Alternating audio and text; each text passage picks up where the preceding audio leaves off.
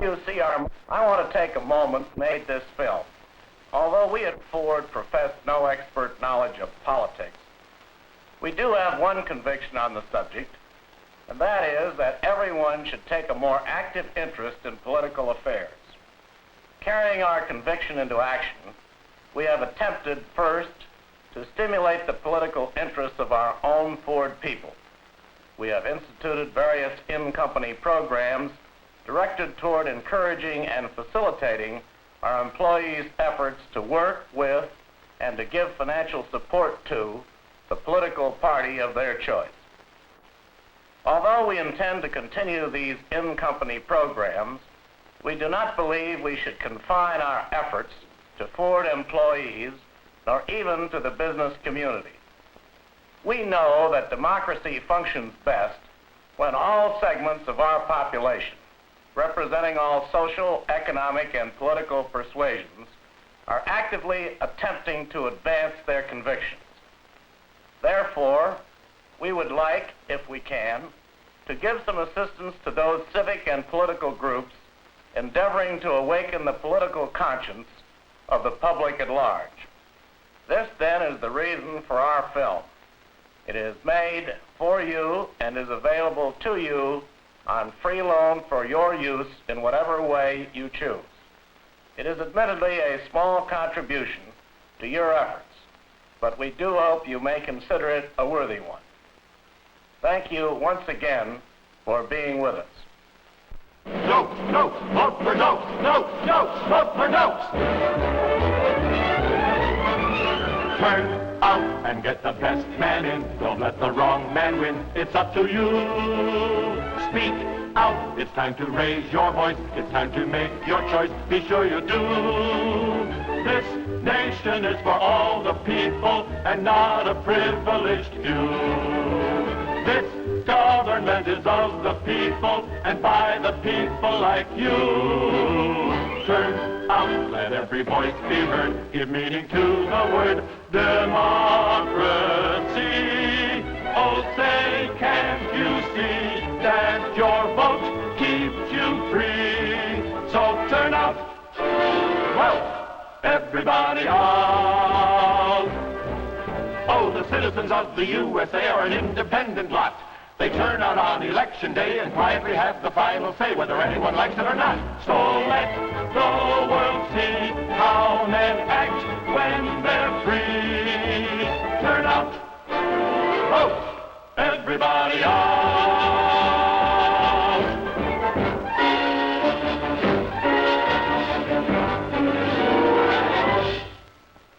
On this election day, I, Joseph Welch, a citizen of the United States, did go to the polls and cast my vote against John Dokes. But this was just the final step, the last of a long series of important events that may have escaped your notice. I wish you'd been there while all this was going on, my friend. By the way, where were you?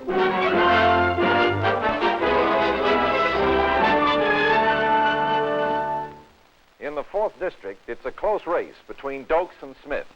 The latest count, Smith, 1,854. Dokes, 1,965.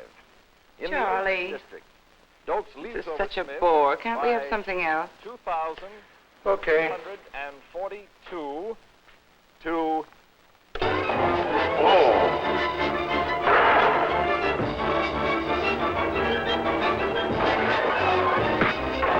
We interrupt this program for a special news bulletin. In the race between Smith and Dokes, all but a few precincts are in, and Dokes continues to maintain his lead. Here is an important announcement. Mr. Smith has just conceded the election. We will take you now to party headquarters, where a Dokes victory celebration should be underway. He's a Italian fellow, he's an Italian fellow, he's an Italian fellow, there's nobody can deny.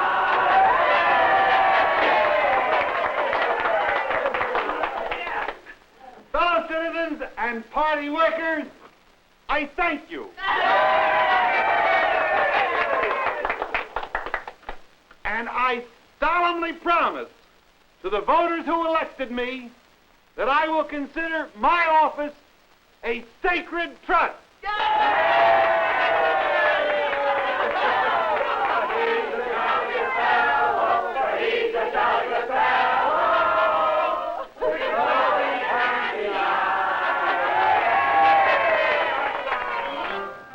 I beg your pardon, sir. What is your opinion of the election of John Dokes? Dokes? Did he really win the election? I didn't think he even had a chance. And you, sir? What difference does it make? I'm just on the outside looking in. I didn't even bother to vote. Why should I? There was hardly any choice. I think it's dirty politics. That's what it is. Personally, I think Anderson is the best man for the job, but he wasn't even on the ticket. Strange and interesting.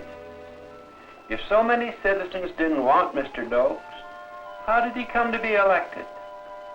Let's look back and see how it happened. John Dokes' career as a candidate began here at party headquarters, 8 months before his election. On a cold, windy night in March, the leaders of his party gathered for a caucus. Well, in conclusion, it looks as if the best party slogan we've come up with is the best man for better government. Right. Everybody go along with that? Fine. Now let's get down to picking a candidate. And I just want to remind you of one thing. The whole idea of an election is to win it. Right. Let's keep that in mind when we decide who to run. Well, I've been thinking about Phil Adams. Now, we all know Phil.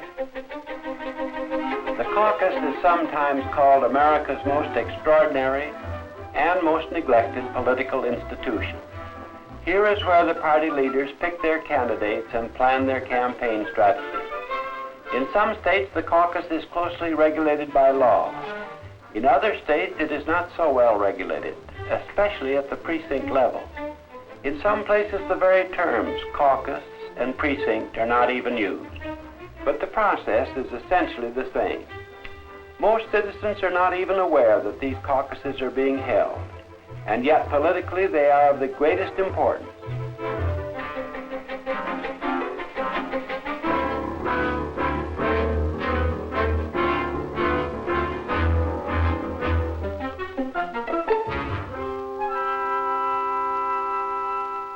There seems to be some kind of objection to every man we've talked about so far. What we need is a new face. Let's take another look at this fella Dokes. Now, he's not too well known yet, of course, but he does make a good impression. And he's the only one nobody's really opposed to. Nobody's mad at him. I don't know. He sure wants it.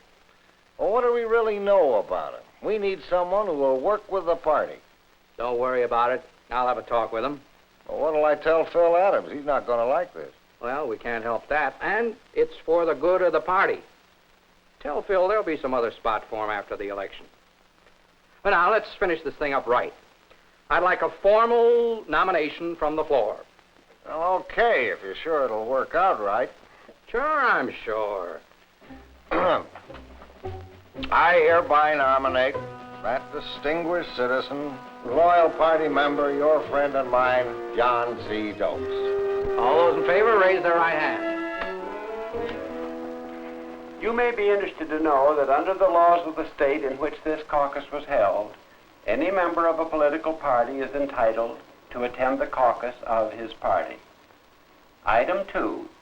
Before it was held, the time and place of this caucus was duly printed in the newspaper. True, it was a small item, and it is quite possible that if some uninvited member of the party had decided to attend the caucus, he might not have received a very warm welcome. Nevertheless, the fact remains that many could have attended, but only those interested did so. We can only assume that the others did not care enough about their government to find out what the laws and procedures were regarding this important political event. They were not even interested enough to know their own rights, much less assert them. They forfeited a valuable privilege. So we may say that the first step in Mr. Doak's political career was made possible by the political ignorance of the voters. And if there are any who do not care to plead ignorance, I can only say to them, then, where were you?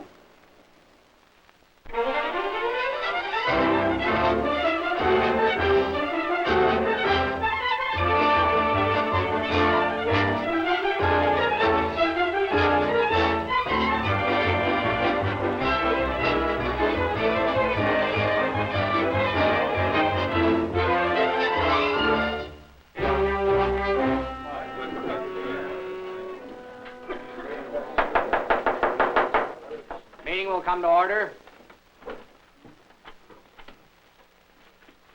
I want to begin by thanking all you folks for coming here and volunteering to work for our candidate. The primaries are coming up, and I don't have to tell you that a primary isn't won by accident.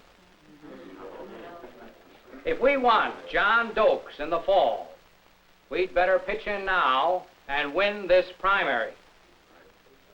For a majority party, control of the primary in any community means control of the political situation in that community. I want to impress on you that every single vote we can get is important. Here's why. Out of every 100 possible voters in a precinct, only about 50% will turn out for the general election next fall. About 25 of these voters will back the majority party. 15 will back the minority party. And the remaining 10 will scatter their votes as unenrolled voters in either party. So, we have a situation where what we call the will of the people is actually the will of only 25% of the people. And in many primaries, only about 1/4 of that 25% will turn out to vote. This comes to 6 or 7 people. So, for your candidate to win the primary in a majority party, all he has to do is get a majority of this 6 or 7 people out of 100. The outcome of the primary actually hangs on how 4 people out of 7 in every 100 can be persuaded to vote.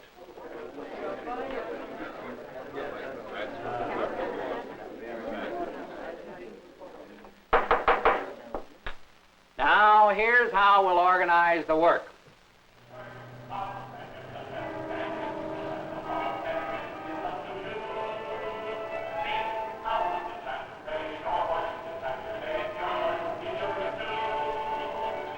Eddie, darling, would you please close the window? Yeah. Oh, I'll be so glad when these elections are over. Isn't it a nuisance? Say that again. These politicians create more of a rumpus than a dogfight. Gee, it's sort of like a circus, isn't it, Dad? That's exactly what politics is, Eddie, a circus. Gee, it must be sort of fun. Say, why don't you run for office? That should make a swell congressman or governor or something. I thank you very much, Eddie, but I'm too busy. Anyway, I'm not the type. Yeah. People like your father don't want to get mixed up in politics, dear. Oh.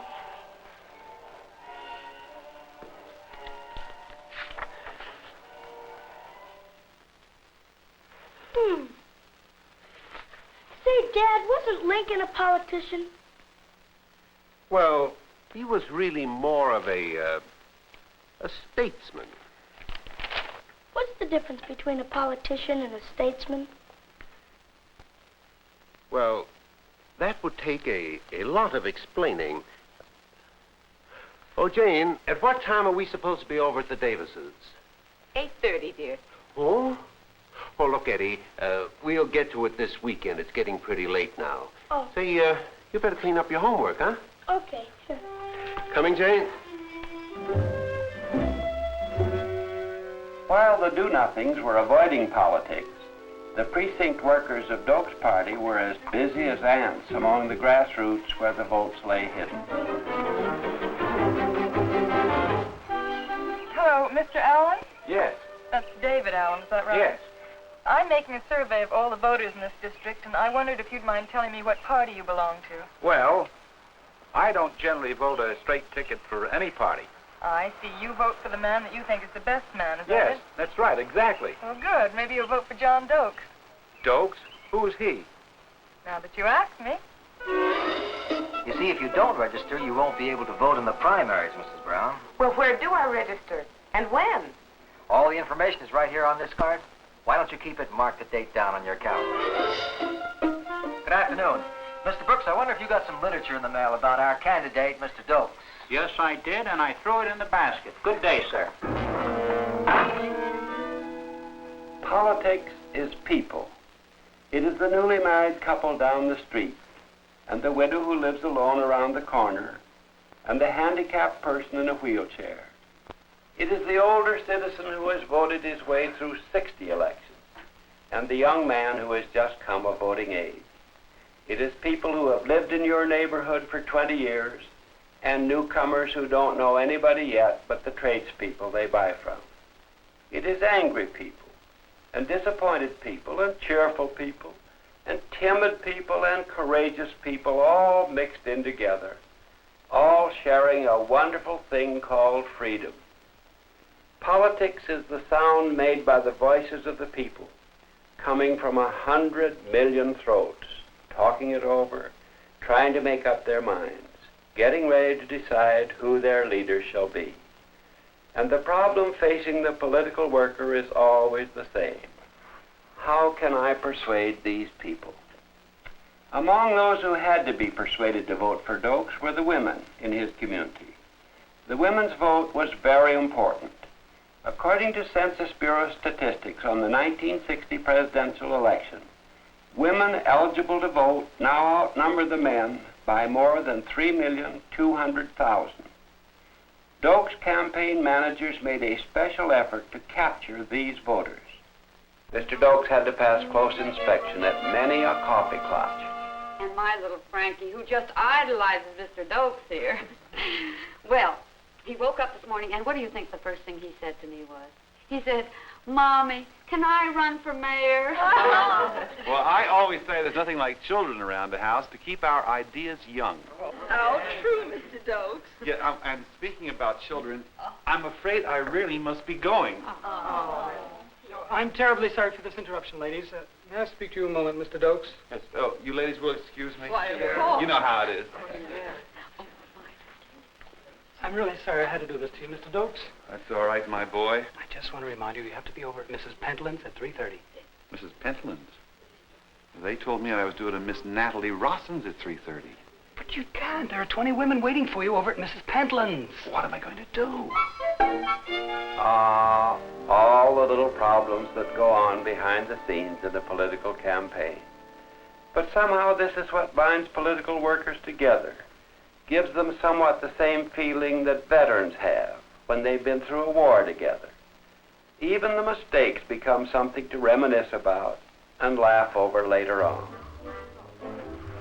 I think this is true whenever people work together or fight together for a common cause.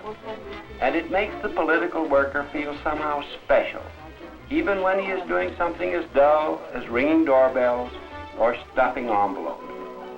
I think the critical outsider who holds himself aloof from it all misses a rewarding experience by not participating in politics.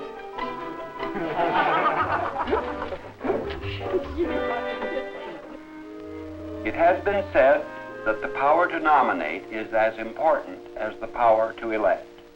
The purpose of the primaries is to give citizens a voice in the nomination of candidates. In 60% of all the congressional districts in the United States, 60%, to win the primary of the dominant party is identical with winning the election. And yet the voters in Mr. Doak's community let his name get on the ballot unopposed, although they could have seized the opportunity afforded them by law in political party procedures and put others in the primary race. Why did no one come forward and contest Mr. Doak's claim to the nomination? Why did no group organize and propose a candidate of its own? The answer was a yawn, the terrible yawn of apathy. As predicted on the day of the primaries, only a handful of people turned out to vote. The machinery of government was running, but a minority of the citizens was in control. In addition to apathy, there was ignorance, even at this late date. Very good. I believe that Mr. Simpson, you can go in. Yes. Your name, please? Edgar Jones. Jones, Edgar. Jones.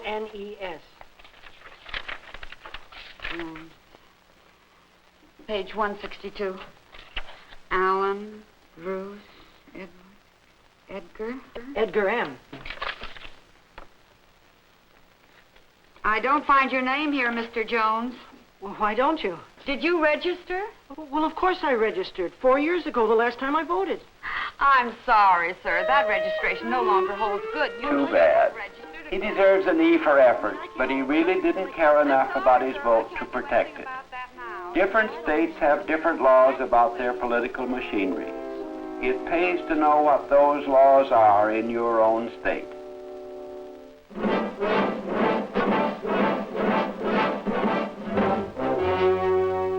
As you can see, Mr. Doakes wins hands down by default.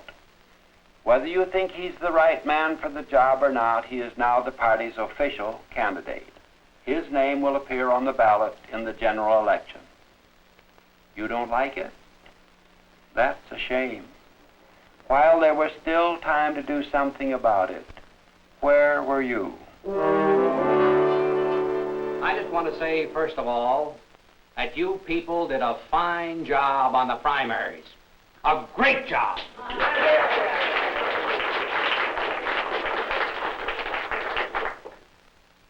Now we've got an election coming up.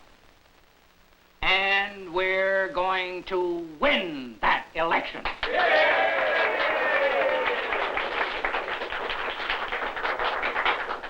We're going to put the pressure on and keep it on. But it's going to take hard work and plenty of it. Now, is there anybody here who feels that he hasn't got the time?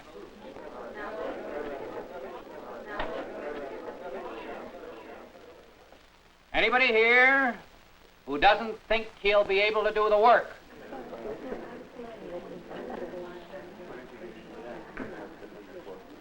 All right. I'm counting on you people.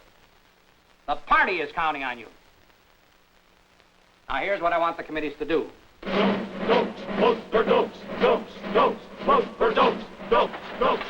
And so once again the political machinery begins to move, shifting swiftly into high gear. Will Doakes win the election? Doakes' party is taking no chances.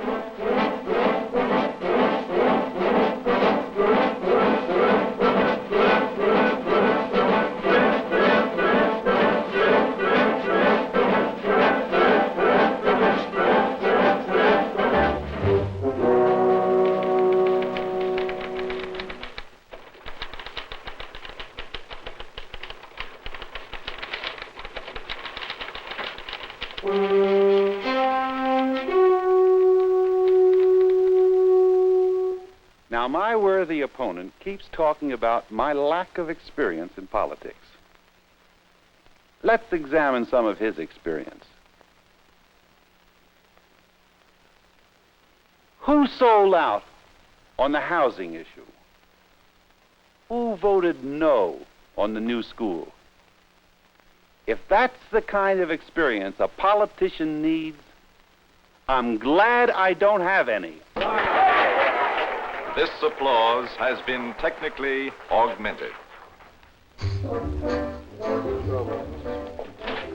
It is election morning, and for the political worker, this is the big day.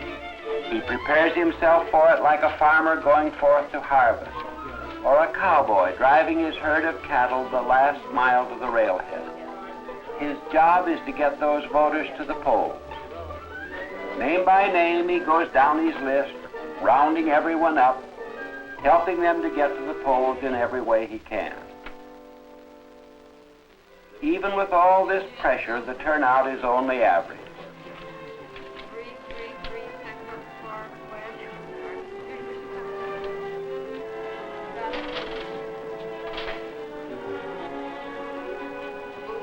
However, the voter who has had no voice in nominating a candidate, either at the caucus or at the primary, is only 50% effective by this time.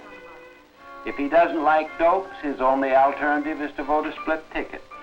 But here he may find himself confronted by some other candidate whom he likes no better than Dokes and knows even less about. Well, what's it to be? Make up your mind, Mr. Voter. Now, in the privacy of the curtain booth, he may momentarily regret his apathy and negligence, but time has run out on him. Well, he thinks, what's the difference how I vote after all? One vote, who cares? It'll be lost in the shuffle. Nobody need ever know how I voted. The ballot is secret, isn't it? Dokes or Smith? He tosses a coin mentally. He votes for Dokes.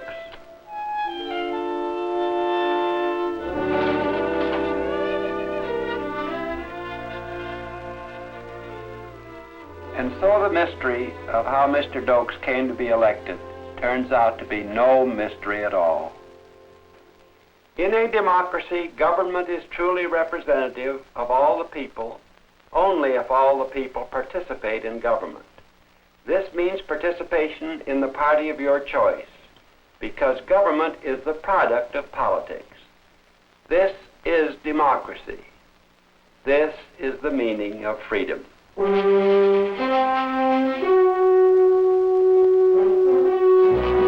Turn out and get the best man in. Don't let the wrong man win. It's up to you. Speak out. It's time to raise your voice. It's time to make your choice. Be sure you do. This nation is for all the people and not a privileged few. This government is of the people and by the people like you. Turn out, let every voice be heard. Give meaning to the word democracy. Oh, say, can't you see that your vote keeps you free? So turn out, vote everybody out.